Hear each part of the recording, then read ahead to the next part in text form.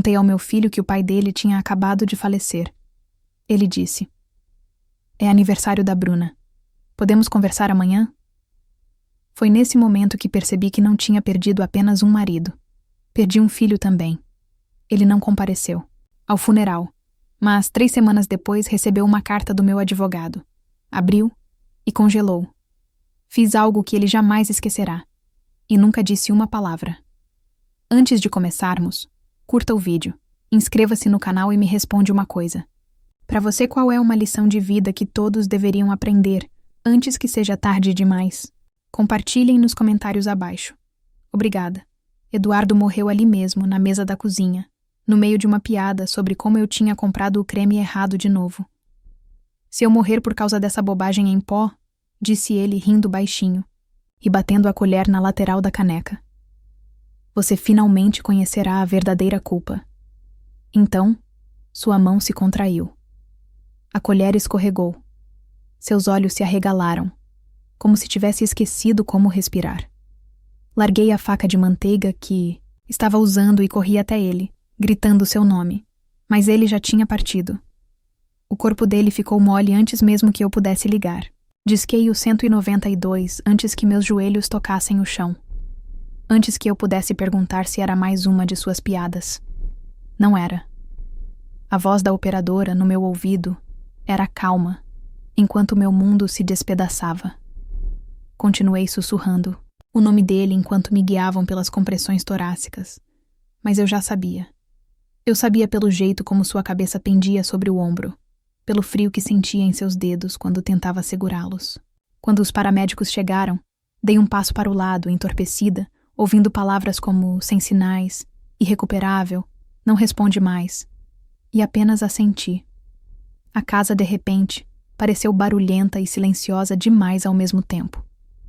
Sentei-me na beirada do sofá, olhando para o chão, e depois que o cobriram, depois que me disseram que não havia mais nada que pudessem fazer, peguei meu telefone. Liguei para Felipe, meu único filho. Tocou 5 vezes. Quando ele finalmente atendeu, eu estava tremendo, mas consegui dizer: "Felipe, é o papai. Ele acabou de desmaiar. Ele está morto." Houve uma pausa, e então, sua voz, monótona e distraída, respondeu: "Ah, mãe, hoje é o aniversário da Bruna. Posso te ligar?" Mais tarde? No começo eu nem entendi as palavras. Achei que tinha tido uma alucinação. Mas aí ele acrescentou: "Ela tem um brunch inteiro planejado, e nós temos convidados aqui." Eu não disse nada. Nenhum grito, nenhum soluço. Só silêncio. Minha mão abaixou o telefone por instinto. Desliguei na cara do meu próprio filho, antes que pudesse ouvir qualquer outra coisa que me abalasse ainda mais. A sala ao meu redor começou a zumbir, como se meus ouvidos estivessem se enchendo de pressão. Olhei para a cadeira de Eduardo. Aquela em que ele sempre se sentava para o café da manhã, para as palavras cruzadas da madrugada, aquela em que ele ainda estava afundado. E simplesmente fiquei sentada ao lado dele pelo que pareceu uma hora, segurando sua mão como se ela o trouxesse de volta. Em algum momento, o legista chegou. Perguntaram se eu queria um momento. Eu não queria. Qual era o sentido? O momento que eu precisava já tinha passado. Subi as escadas, tranquei a porta e deitei na cama sem trocar os lençóis. O celular do Eduardo estava no criado mudo. Peguei o telefone na esperança. Meu Deus, na esperança de que houvesse alguma coisa, e havia. Um registro de chamadas perdidas da noite passada. 22 horas e 42 minutos. Uma chamada perdida para Felipe. Sem correio de voz, sem resposta. Ele tentou. Eduardo tentou falar com ele ontem à noite. Talvez ele soubesse que algo estava errado. Talvez ele sentisse. E nosso filho ignorou. Segurei o telefone contra o peito e senti o peso de tudo o que havíamos construído. 42 anos de casamento. Uma casa cheia de memórias. Um homem que trabalhava todos os dias para garantir que sua família nunca passasse necessidade. E o silêncio de Felipe soou mais alto do que qualquer elogio fúnebre jamais poderia. O dia do funeral de Eduardo foi como entrar em um universo paralelo, onde eu podia ver os lábios de todos se movendo, mas não ouvir nada além do silêncio gritante da ausência de Felipe.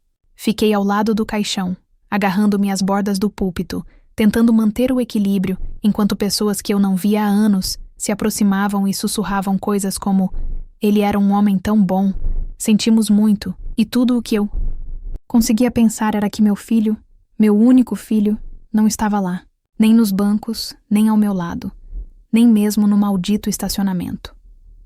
Quando liguei na noite anterior para confirmar o horário do funeral, Bruna atendeu e me disse que Felipe ainda estava pensando nisso, porque eles já tinham reservado um fim de semana e as taxas de cancelamento eram altas tão perto da data. Lembro-me de ficar olhando para o telefone, piscando, enquanto ela divagava sobre como o aniversário dela também era importante e que estava tentando manter as coisas leves para o bem da própria saúde mental. Eu nem respondi. Simplesmente desliguei. Eu não queria implorar para comparecer a um funeral, principalmente ao do Eduardo. Não quando era ele quem ficava acordado a noite toda com um Felipe com febre, que passava os fins de semana construindo cidades de Lego e ensinando-o a equilibrar um talão de cheques aos 12 anos. E não quando Eduardo ligou para Felipe na noite anterior à sua morte, e nunca recebeu retorno. As pessoas notaram. Claro que notaram. Os sussurros começaram antes mesmo do culto. Começar. Cadê o Felipe? Ele perdeu o voo? A Bruna está bem? Como se fossem eles que deveríamos nos preocupar. Até o amigo de faculdade do Eduardo, Renato, se inclinou e disse: achei que seu filho estaria por aqui hoje. E eu apenas assenti, como se aquilo não estivesse me partindo ao meio.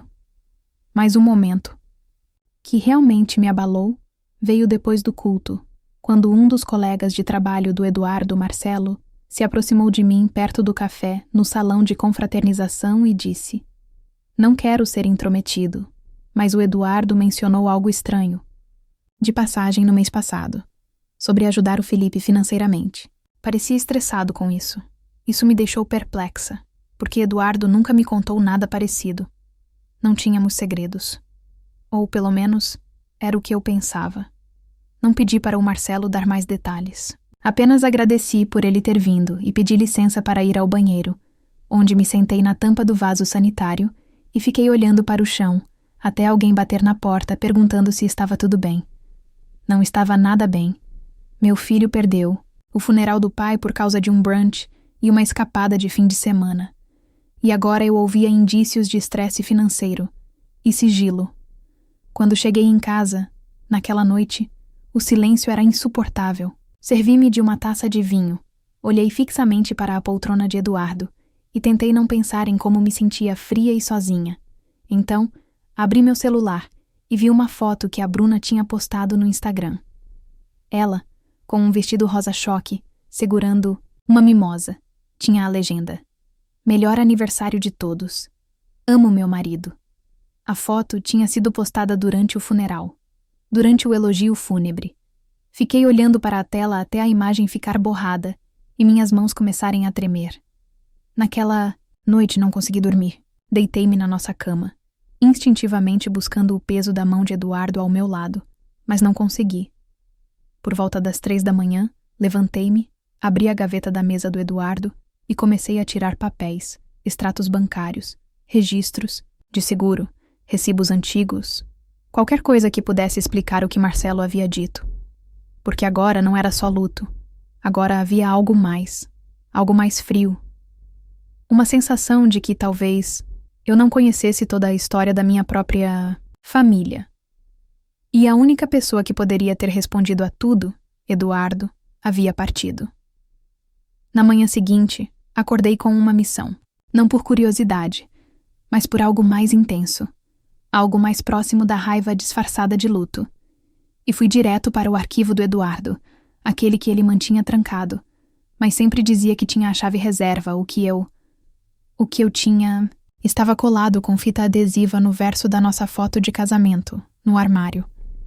Um pequeno gesto pitoresco de confiança que agora mais parecia um teste. Abri a gaveta e comecei a vasculhar pastas abarrotadas de anos de declarações de imposto de renda, planos de aposentadoria, extratos bancários organizados por mês e ano. Como se fosse um homem que nunca esperava morrer no meio de uma frase. Não. Demorou muito para encontrá-lo. Uma pasta fina e azul com o nome Transferências do Felipe. Sentei-me, com o coração disparado, e folheei uma linha do tempo de traições silenciosas. Transferências bancárias regulares da conta do Eduardo para a do Felipe. R$ 2.000 aqui, R$ 3.500 ali, e uma que me deixou gelada. R$ 12.000 com o nome Urgente Bruna Medical. Olhei para os números como se eles pudessem mudar se eu piscasse com força suficiente. Foram 15 transferências nos últimos 18 meses. Eu não fazia ideia. Eduardo nunca me contou. Não guardávamos segredos. Havíamos combinado isso no dia em que unimos as contas bancárias e escolhemos juntos um berço. Continuei lendo, procurando uma pista, algo que fizesse sentido. Foi quando encontrei uma carta dobrada e enfiada entre os 2 últimos extratos. Estava escrita à mão, num bloco de papel amarelo, do tipo que Eduardo sempre mantinha em sua mesa. E não era endereçada a mim, era endereçada ao Felipe. A carta dizia: Felipe, esta é a segunda vez que você diz uma coisa para sua mãe e faz outra. Fiquei calado porque queria acreditar que você estava sendo honesto. Mas, se mentir sobre as despesas da Bruna novamente, ou se eu descobrir que usou esse dinheiro para qualquer outra coisa que não o que me disse, não terei escolha a não ser te cortar completamente. Eu te amo, mas não vou deixar você se aproveitar da confiança da sua mãe. Não estava assinado, mas eu conhecia a letra do Eduardo como conhecia as dobras da sua palma. Ele nunca o enviou. Estava datado, de 2 semanas antes de ele morrer. Fiquei ali sentada, olhando para o papel, minha mão tremendo, as bordas do papel se amassando em meu aperto. Minha mente voltava constantemente para o som da voz do Felipe ao telefone, depois que contei a ele que seu pai havia morrido. Calma, incomodada, como se estivesse pedindo para cancelar uma consulta no dentista. Eu não conseguia respirar. Não conseguia chorar. Fiquei ali, presa nessa horrível percepção de que o homem que eu amava havia passado os últimos meses de vida lutando silenciosamente contra as mentiras do nosso filho, enquanto me protegia das consequências. E agora Felipe, que não se deu ao trabalho de comparecer ao funeral, havia aceitado dezenas de milhares de reais, fingindo que nada estava errado. Coloquei a pasta de volta na gaveta, tranquei-a e guardei a chave atrás da foto onde ela pertencia, não por respeito, mas porque precisava de tempo para pensar. Não apenas sobre o dinheiro ou as mentiras, mas sobre o que tudo aquilo significava. Sobre o tipo de homem que meu filho havia se tornado e se eu teria forças para fazer o que Eduardo claramente não conseguira terminar. Sentei-me à mesa da cozinha, no mesmo lugar. Eduardo havia morrido há 5 dias, e eu olhava fixamente para a mesma caneca de café que ele segurava, ainda suja na pia. Eu ainda não sabia o que fazer, mas de uma coisa eu tinha certeza. Estava farta de fingir que estava tudo bem. Ele apareceu, sem avisar numa quarta-feira, 5 dias depois do funeral, como se isso de alguma forma resolvesse tudo. Como se o luto tivesse prazo de validade e sua aparição tardia ainda pudesse valer alguma coisa. Mas quando abri a porta e vi Felipe, parado ali, com as mãos nos bolsos do paletó, e aquele olhar vazio e desconfortável, não senti alívio. Senti um calculismo, como se ele tivesse vindo, não por tristeza, mas por obrigação, ou, pior, para controlar os danos. Atrás dele estava a Bruna, sentada no carro deles, parada na garagem, como se estivesse pronta para ir embora, assim que o desconforto aumentasse. O que já me dizia tudo antes mesmo de ele abrir a boca. Mãe, disse ele. Eu me afastei sem dizer uma palavra, levando-o para a sala de estar, onde a cadeira de Eduardo permanecia intocada. Um monumento silencioso a tudo o que Felipe havia ignorado. Ofereci-lhe café por hábito, mas ele recusou, remexendo-se na beirada do sofá, como se estivesse esperando um intervalo comercial para poder escapar. E quando ele finalmente falou, foi com uma espécie de polidez forçada. A Bruna acha que eu deveria ter vindo antes. E ela provavelmente tem razão. E eu quis rir, porque, claro, foi ela quem contou a ele. Claro que foi preciso a permissão dela. Não por amor, culpa ou consciência. Apenas ela dizendo, vá resolver. Isso como se fosse um problema de relações públicas. Assenti lentamente e sentei-me à sua frente, com o celular já gravando no bolso do meu casaco, porque eu não confiava em mim mesma para me lembrar de cada mentira, de cada distração. E eu não confiava nele para não me manipular sobre esse momento depois, especialmente depois do que havia encontrado nos arquivos de Eduardo. Você sabia que seu pai tentou te ligar na noite anterior à morte dele? Perguntei, observando seu rosto em busca de uma reação. E ela veio, uma leve contração no maxilar, seguida por um dar de ombros defensivo. Meu celular estava no silencioso. Tínhamos saído para jantar. A Bruna planejou essa surpresa. Ele se pegou no meio da frase, como se percebesse o quão ridículo soava. Eu simplesmente deixei o silêncio se estender, até se tornar desconfortável o suficiente para que ele começasse a preenchê-lo com mais desculpas mal formuladas. Eu pretendia ligar de volta para ele, disse. Mas eu não sabia que era sério. Ele nunca disse nada sobre estar doente. Você também não. Mantive minha expressão neutra porque não queria que ele visse o quanto aquela frase doía. O quão rápido ele tentou jogar a culpa em mim, como se fosse minha responsabilidade ele não ter aparecido. Como se a morte de Eduardo fosse um erro de agenda pelo qual todos nós compartilhássemos a culpa. Ele não estava doente, Felipe. Teve um ataque cardíaco na mesa do café da manhã. 5 minutos depois de brincar sobre o creme de café, eu disse sem rodeios, e ele desviou o olhar, esfregando a testa como se aquela conversa fosse um fardo, como se eu estivesse piorando as coisas ao me recusar a suavizar. Então me inclinei para a frente e fui direta. Encontrei as transferências. Todo o corpo dele enrijeceu, como se eu tivesse jogado um fósforo numa poça de gasolina. Que transferências? Ele disse rápido demais, alto demais. E eu não me dei ao trabalho de facilitar, as da conta do seu pai para a sua. As contas médicas da Bruna, suas férias, o não pagamento do aluguel. Não minta para mim, Felipe. Agora não. E ele teve a audácia de parecer ofendido. Aquilo eram empréstimos, mãe. Estávamos passando por um momento difícil. O papai se ofereceu. Foi então que lhe entreguei a carta amarela dobrada. Aquela que Eduardo escreveu, mas nunca enviou. A carta onde ele dizia a Felipe que, se mentisse de novo, o dinheiro pararia de chegar. Ele leu em silêncio. Depois a dobrou de volta como se não fosse a prova mais contundente de quem ele havia se tornado e disse: ele não quis dizer isso. Foi ali que percebi. Eu não estava mais falando com o meu filho. Não com o menino que costumava dormir no peito do Eduardo durante o futebol, de domingo. Não com o adolescente que ajudou a construir o galpão do pai no quintal, mas com um homem que aprendera a racionalizar a própria traição. E eu não sentia nada além de uma clareza fria e penetrante. Não era alguém que havia cometido um erro. Era alguém que, repetidas vezes, escolheu priorizar o próprio conforto, em detrimento da nossa família. E agora ele estava ali porque Bruna lhe dissera para salvar o que restava. Levantei-me, fui até a porta e disse: aviso se precisar de alguma coisa sua. Ele parecia querer dizer alguma coisa, mas Bruna buzinou da entrada da garagem, e ele apenas assentiu, saindo sem um abraço, sem uma única pergunta sobre como eu estava me saindo. Eu o vi entrar no carro. Observei Bruna olhar para a casa, com aquele sorriso irônico que provavelmente nem percebia que tinha, achando que havia vencido alguma disputa. E eu pensei: você não tem ideia do que está por vir.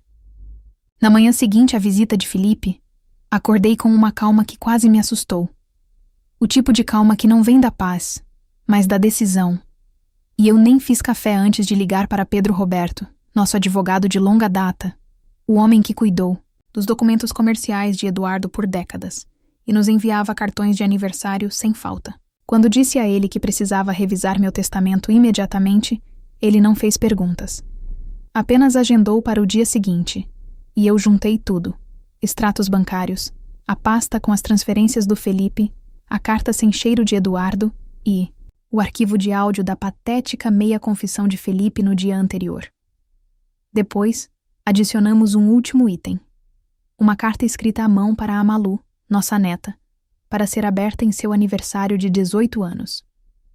Porque, independentemente do que acontecesse naquela família, aquela garotinha merecia saber a verdade.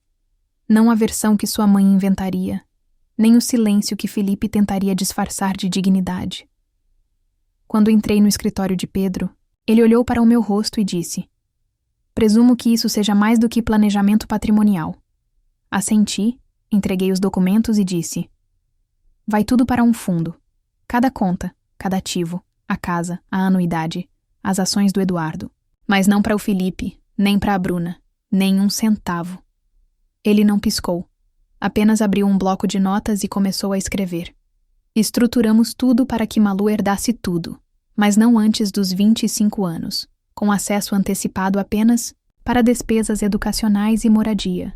Nada de carros de luxo, nada de subornos adolescentes motivados pela culpa.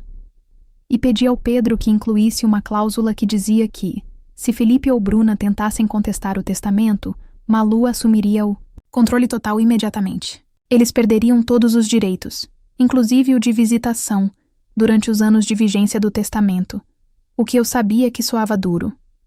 Mas quando um pai escolhe um brunch em vez de um funeral, e um cônjuge escolhe manipulação em vez de luto, você para de se preocupar com diplomacia e começa a proteger o único pedaço do seu marido que ainda resta na terra.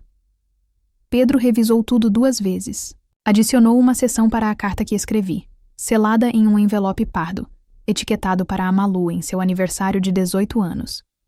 E incluiu uma transcrição da visita do Felipe, confirmando a mentira, o abuso financeiro e o abandono emocional. Então ele olhou para mim e disse: "Isso é sólido, Luciana, sem brechas, sem pontos fracos, e vai atingi-lo com força." E eu disse: "É esse o ponto, Pedro. É para isso mesmo." O rascunho final foi autenticado e arquivado em 1 hora, e eu saí sentindo não como se tivesse vencido, mas como se tivesse recuperado algo, um limite, uma linha na areia que Eduardo nunca tinha conseguido traçar. E não era vingança, era a realidade.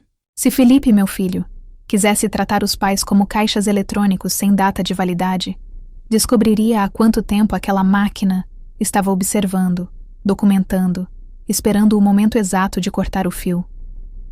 Naquela noite, sentei-me à mesa da cozinha com uma taça de vinho e reli a carta que escrevi para Malu. 6 páginas de verdade, não de amargura, explicando quem seu avô realmente era, o que ele havia feito por seu pai e como essa gentileza havia se transformado em influência e mentiras.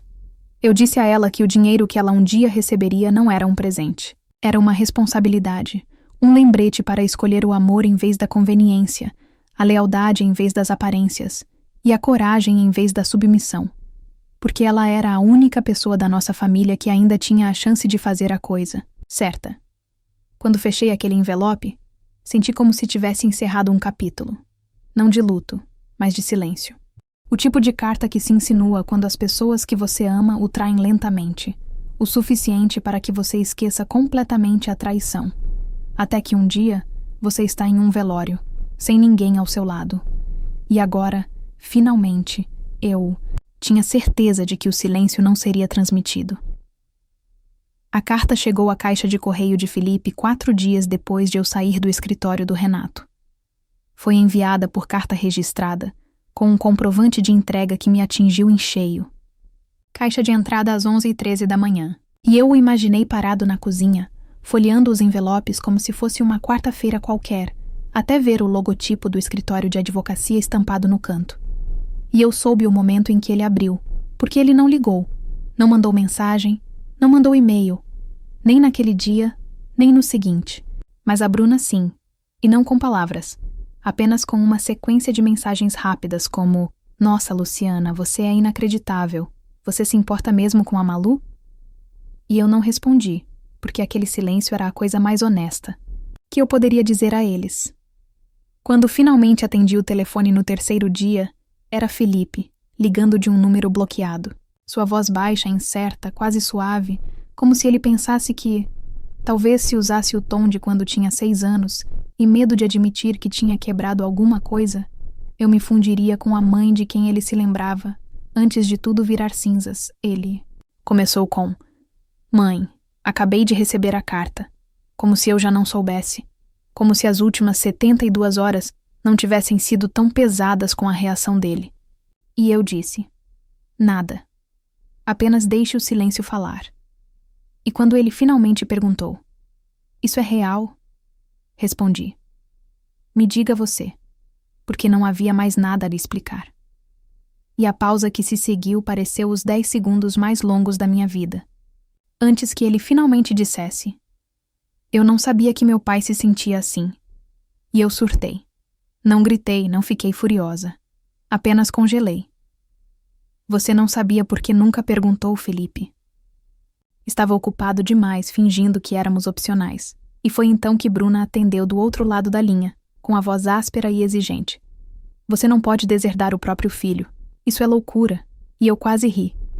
Não por ser engraçado, mas por ser tão previsível. Como a máscara caiu rápido quando o dinheiro acabou. Eu não o deserdei. Eu protegi a Malu. Respondi. E Bruna zombou. De nós? Como se nem conseguisse se imaginar como uma ameaça. E eu respondi a partir daquele momento, daquela conversa, daquele direito. E antes que ela pudesse cuspir qualquer veneno que tivesse em seguida, desliguei. Porque aquele era o limite. Agora você não pode escolher a negligência e depois exigir acesso. Você não pode optar por se livrar do luto e depois reivindicar a herança. Você não pode apagar o funeral e depois reescrever o testamento. Sentei-me à mesa da cozinha depois, no mesmo lugar onde o coração de Eduardo parou, observando o silêncio que se seguiu. E pela primeira vez desde o funeral, senti algo próximo, da quietude. Não era felicidade, nem encerramento, mas controle. Como se eu finalmente tivesse feito o que Eduardo não conseguiu fazer antes que fosse tarde demais. Mais tarde, naquela noite, recebi mais uma mensagem do Felipe. Dizia apenas: não sei como vamos superar isso. E eu não respondi, porque a resposta não era mais minha, era da Malu. E um dia, quando ela tivesse idade suficiente para entender tudo, ela decidiria quem ganharia um lugar no seu futuro. Esse era o legado que eu estava deixando para trás. Eles apareceram numa tarde de domingo sem avisar. Bruna saindo do carro com saltos altos demais para uma discussão na entrada da garagem. E Felipe a seguindo como se não tivesse certeza se estava ali para apoiá-la ou contê-la. E no segundo em que abri a porta da frente, ela entrou. Não. Com um cumprimento. Não com uma pergunta, mas com uma acusação. Você está manipulando esta família com ameaças legais. Com a voz áspera e ensaiada, como se tivesse praticado no espelho retrovisor. E eu fiquei parada na porta, sem me mover, sem convidá-los a entrar, sem ceder 1 centímetro. Apenas deixei o peso das palavras dela atingir o silêncio entre nós. E então ela acrescentou: você está nos punindo por impor limites, e foi então que eu vi. A inclinação presunçosa da cabeça dela. A crença de que, de alguma forma, ela ainda tinha a moral elevada. Mesmo depois de faltar ao funeral de Eduardo. Mesmo depois de desviar dinheiro por meio do Felipe. Mesmo depois de tentar me fazer de vilã em uma história que ela mesma escreveu. Eu não disse nada. Apenas me afastei o suficiente para que eles entrassem. Principalmente porque eu sabia que Malu estava lá em cima, no corredor, meio que ouvindo, como todas as crianças. E algo em mim precisava que ela testemunhasse aquilo. Não para machucá-la, mas para protegê-la. Para lhe dar a verdade como a armadura Bruna entrou na sala de estar. Seu perfume pesado. Suas palavras ainda mais pesadas. E Felipe sentou-se em silêncio, com os olhos no chão, enquanto ela assumia a liderança, como sempre fazia. Conversamos com um advogado, disse ela de braços cruzados. E se este testamento não for revisado, podemos ter motivos para questionar sua capacidade. E foi então que finalmente falei, calma e baixo. Você está ameaçando me declarar mentalmente incapaz? E Bruna deu de ombros. Só estou dizendo que não é incomum. O luto faz coisas estranhas com as pessoas. E eu vi Felipe se encolher diante disso. Se por culpa ou vergonha, eu não saberia dizer. E então ouvi o leve rangido do chão no corredor lá em cima. Malu se deslocando, ouvindo. E eu sabia que cada palavra dita estava sendo absorvida pela única pessoa naquela família que ainda tinha a chance de enxergar com clareza. Virei-me para Felipe e perguntei: "Você concorda com ela?" E ele não respondeu, apenas engoliu em seco e desviou o olhar. E aquele silêncio foi mais alto do que qualquer coisa que Bruna tivesse dito, porque confirmou o que eu precisava saber. Ele não a impediria, não a enfrentaria, não defenderia a memória da mãe ou do pai. Não quando isso significava arriscar um conflito dentro da própria casa. Bruna usou aquele silêncio como combustível. Aproximou-se e disse: "Você está destruindo esta família por causa de dinheiro." E eu ri, não alto, nem debochado, apenas uma risada seca, daquele tipo que você solta quando algo é tão absurdo que se transforma em tragédia. "Eu estou destruindo tudo." Eduardo morreu sozinho. O filho dele não apareceu. E você está preocupada com a herança. E foi então que vi Malu entrar no corredor, no meio da escada. Os olhos arregalados, mas firmes. Bruna se virou, assustada. Maluava não disse uma palavra, apenas olhou para o pai. Então eu voltei lentamente para o andar de cima, e o peso daquele momento de silêncio pairou no quarto como uma nuvem de tempestade prestes a se dissipar. Bruna também percebeu. Sua expressão vacilou pela primeira vez. E ela disse que não entendia. E eu respondi: "Ela entende mais do que você pensa." E então eu abri a porta da frente, segurei-a aberta e disse: "Terminamos aqui." Felipe se levantou sem protestar. Saiu na frente de Bruna. E ela hesitou por um segundo, como se fosse dizer algo mais. Mas em vez disso me seguiu, os saltos batendo contra o piso. E eu fechei a porta atrás deles antes que ela desse o último passo na varanda. 3 semanas depois daquele confronto, encontrei um pequeno pendrive preto, dentro de um envelope, guardado na minha caixa de correio. Sem bilhete. Sem etiqueta. Apenas meu nome escrito com a letra cuidadosa de Malu, que estava com seus 13 anos, mas que já era muito inteligente para sua idade.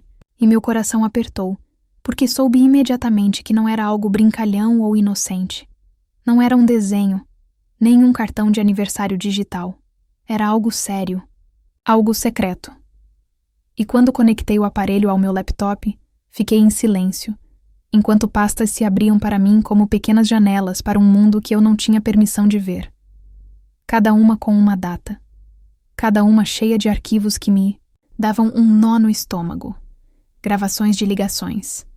Capturas de tela de mensagens de texto. Até mesmo alguns vídeos filmados atrás da porta do quarto dela. Trêmulos, mas nítidos o suficiente para captar cada palavra que Bruna e Felipe pensavam estar guardadas em segurança, atrás de conversas fechadas. Em uma gravação, Bruna gritava com a voz aguda e rápida. Ela manipulava todo mundo com essa vontade. "E se a Malu ficar do lado dela? Juro por Deus, Felipe, vamos tirá-la daquela escola e educá-la em casa até que ela se recomponha." E em outra, a voz do Felipe estava mais baixa, mas de alguma forma pior. "Deixa a mãe comandar o jogo dela. Não é como se estivéssemos contando com o dinheiro agora. De qualquer forma, se a Malu se comportar bem, ela ainda pode nos ajudar mais tarde." E eu fiquei ali, paralisada, ouvindo meu próprio filho falar sobre minha herança como se fosse um tabuleiro de estratégia, como se eu fosse um peão moribundo, em vez de sua mãe, viva e respirando. Mas a pior parte aconteceu em um vídeo intitulado Noite na Cozinha, onde Bruna, parada perto da pia, sussurrava ao celular. Se insistirmos um pouco mais, ela vai ceder. Diremos que está confusa. Talvez consigamos que o advogado a interrogue. Estado de espírito. E então, bum, a confiança é desfeita. Eu pude ouvir Malu prender a respiração no momento em que o vídeo foi cortado. E não sei o que me quebrou mais. A audácia da Bruna, ou o fato de minha neta estar me protegendo enquanto eu tentava protegê-la. Enterrado no fundo das pastas, havia um documento de texto com apenas algumas linhas, mas que soou como um soco no estômago. Vovó. Eu não sabia a quem mais contar. Eu ouço coisas quando pensam que estou dormindo. Sei que estão mentindo. Eu acredito em você. Estou guardando isso para o caso de precisar de ajuda. Fiquei olhando para aquelas palavras por um longo tempo. Mais tempo do que qualquer coisa que eu tivesse lido desde a carta de Eduardo. E eu soube, naquele momento, que o legado que eu pensava estar deixando não era apenas sobre dinheiro, cláusulas de confiança ou vingança. Era sobre ela, sobre Malu, sozinha em uma casa onde a verdade era tratada como veneno, registrando evidências para proteger o único adulto em sua vida que ainda não a havia decepcionado. Fiz backup do disco 2 vezes. Uma cópia para meu advogado, outra trancada no meu cofre. Escrevi uma nova carta para Malu, selada e datada, para ser aberta caso algo acontecesse comigo antes de ela completar 18 anos. Eu precisava que ela soubesse que não apenas acreditava nela, eu confiava nela, e que se precisasse ficar diante de um juiz, um conselheiro escolar ou qualquer outra pessoa que questionasse sua sanidade, ela teria provas de que viu tudo, e nunca desviou o olhar. Naquela noite não chorei, não me enfureci. Apenas sentei na cadeira de Eduardo, segurando aquele pendrive minúsculo na palma da mão como se fosse uma granada e um presente ao mesmo tempo. E fiz um voto, não apenas de proteger a herança de Malu, mas de proteger sua voz, porque nesta família, ela foi a primeira corajosa o suficiente para usá-la. A mediação ocorreu em um escritório neutro no centro da cidade, uma sala bege com móveis elegantes e água engarrafada sobre uma mesa de vidro. O tipo de lugar projetado para parecer não ameaçador, enquanto todos lá dentro se preparavam para a guerra. Quando Felipe e Bruna entraram, ela vestida como se fosse participar de um teste de elenco para um tribunal, e ele parecendo 10 anos, mais velho do que um mês antes. Eu não os cumprimentei e não sorri. Apenas sentei com Pedro ao meu lado, com a pasta contendo o pendrive da Malu, as transferências bancárias, a carta sem cheiro de Eduardo e a transcrição da visita gravada de Felipe empilhadas ordenadamente à minha frente, como uma ameaça, silenciosa e embrulhada em papel. A mediadora se apresentou e começou com um tom caloroso e neutro, perguntando por que estávamos ali. E Bruna imediatamente iniciou sua narrativa, retratando-me como uma pessoa aflita e vingativa, sugerindo que minhas decisões eram motivadas por instabilidade emocional e possível declínio cognitivo. Eu a observei ensaiar sua vitimização como um roteiro que havia memorizado. Enquanto Felipe estava sentado ao lado dela, em silêncio, com o rosto contraído e os olhos se desviando toda vez que eu o encarava. Quando chegou minha vez, não levantei a voz, não tremi. Apenas empurrei a pasta pela mesa e disse: "É por isso." Observei o mediador folhear página após página de documentação. Datas, transações, notas manuscritas, a lista de arquivos de áudio e, finalmente, o pendrive da Malu com uma simples etiqueta impressa. Provas. Soube, no momento em que a sala se moveu, no exato segundo em que o peso da verdade quebrou a ilusão, que Bruna vinha tecendo. A mediadora parou, olhou para cima e perguntou diretamente a ela: "Você sabia que sua filha gravou declarações sobre tentativa de alterar um fundo legal por meio de manipulação?" O rosto de Bruna perdeu a cor e ela gaguejou. "Ela tem 13 anos. Ela não entende o contexto." Mas era tarde demais. As palavras já tinham saído, as gravações existiam, e a fachada ruiu rapidamente. A mediadora se virou para Felipe, perguntou se ele gostaria de falar. Ele não disse nada, apenas esfregou as mãos como se tentasse apagar as impressões digitais da própria culpa. E eu disse: "Ela tentou te avisar." Foi aí que Bruna explodiu.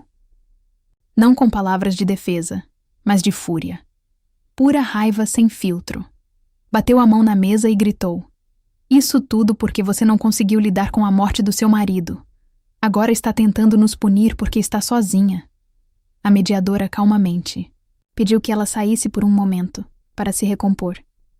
Bruna saiu furiosa, com os saltos ecoando no corredor, deixando Felipe para trás. E pela primeira vez desde o funeral de Eduardo, Felipe finalmente falou diretamente comigo, com a voz baixa e cansada. Eu não sabia que tinha chegado a esse ponto. E eu respondi: "Você não queria saber." Ele assentiu lentamente, olhando para o chão. Eu só queria paz, e eu disse: você não encontra paz no silêncio. Você a encontra se posicionando quando é preciso. Quando a mediadora retornou, informou-nos que não havia base para contestar o acordo, que ele era legalmente sólido, moralmente justificado e baseado em documentação contundente, e que as declarações de Malu tinham peso como evidência de pressão indevida dentro da família. Bruna não voltou, nem para saber o resultado. E Felipe saiu logo depois, em silêncio, sem um aperto de mão, sem olhar para trás. Fiquei para trás por um momento, juntando minhas coisas. E senti uma sensação estranha me invadir. Não era triunfo, nem alívio. Era uma espécie de tristeza resolvida. O tipo de tristeza que surge quando se percebe que a batalha acabou. Não porque você venceu, mas porque a verdade finalmente tornou impossível para qualquer um continuar fingindo o contrário. Muito tempo se passou. Malu finalmente completou 18 anos na sexta-feira passada. O dia chegou sem balões ou bolo, mas com uma batida discreta na minha porta logo depois do meio-dia. Com os olhos arregalados, mas firmes, ela entrou e me entregou a carta que eu havia escrito para ela 5 anos antes, ainda lacrada, e disse: eu queria ler com você. Não disse nada, apenas assenti, e observei enquanto ela abria cuidadosamente o envelope, como se ele pudesse se desfazer em suas mãos, desdobrando as 6 páginas nas quais eu havia derramado minha alma quando tudo parecia desmoronar. Ela leu em silêncio por vários minutos, seu rosto mudando de foco para lágrimas, parando apenas uma vez para perguntar: tudo isso ainda é verdade? E eu respondi. Cada palavra. Ela me abraçou com mais força do que nunca, sussurrando: obrigada por me contar a verdade, quando ninguém mais o faria. E eu senti cada grama de dor e propósito naquele abraço. Depois, sentadas juntas na antiga cadeira de Eduardo, Malu pegou o celular e me mostrou um pequeno vídeo. Ela diante de um juiz, em uma audiência de mudança de nome, dizendo claramente: gostaria de mudar meu nome do meio para Coraline, em homenagem à minha avó. Não. Consegui conter as lágrimas. Não consegui conter a forma como meu peito se abriu ao som dela reivindicando sua identidade, escolhendo uma parte desta família que não a machucou, não mentiu para ela, não a tratou como alavanca. Mais tarde, naquela tarde, fomos à cerimônia de formatura dela. Quando ela cruzou o palco e anunciaram seu novo nome completo, Malu Coraline Ribeiro, ela olhou diretamente para mim e sorriu. E vi, em seu rosto, não apenas orgulho, mas clareza. O tipo de clareza que Eduardo costumava exibir quando tomava decisões difíceis que ninguém mais entendia até que fosse tarde demais. Felipe também estava lá, sentado sozinho na última fileira, com os olhos vermelhos, o terno amassado, batendo, palmas mais por obrigação do que por alegria. Ele não se aproximou de mim, nem da Ava. Não porque não pudesse, mas porque acho que finalmente entendeu o que significava ser cortado de maneiras mais profundas do que uma conta bancária. Depois da cerimônia, Malu correu até mim primeiro, me abraçou novamente e sussurrou. Ela me escolheu para morar no semestre seguinte. A colega de quarto dela desistiu. E eu ri em meio às lágrimas, sabendo que teria mais um ano de suas histórias, sua música de fundo, sua escova de dentes no meu banheiro, como uma vitória, silenciosa contra tudo o que Bruna tentou roteirizar. Não mencionamos Bruna naquele dia, nem uma vez. Porque àquela altura, ela já havia sumido no fundo como uma subtrama que havia perdido a relevância. Seu silêncio era mais revelador do que qualquer pedido de desculpas que ela nunca deu. Quando coloquei Malu para dormir naquela noite em seu antigo quarto de infância, deixei a porta entreaberta como costumava fazer. E ela disse: você me deu uma vida que eu nem sabia que precisava. Beijei sua testa e respondi: você escolheu, querida. Eu apenas abri o caminho. E enquanto eu caminhava pelo corredor de volta ao meu quarto, passando pela foto de Eduardo, na parede toquei a moldura e disse suavemente: ela vai ficar bem, querido. Nós vamos ficar bem. E pela primeira vez em anos, eu realmente acreditei. Agora me diz: o que você teria feito no lugar dessa mãe? Como reagiria ao descobrir que seu filho traiu você e o seu falecido pai? Escreve aqui nos comentários. Eu quero muito saber.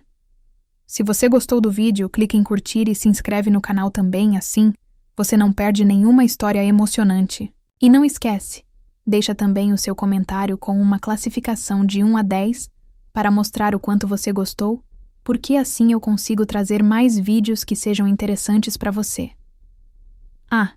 Assista também ao vídeo que agora está aparecendo na sua tela. Até breve.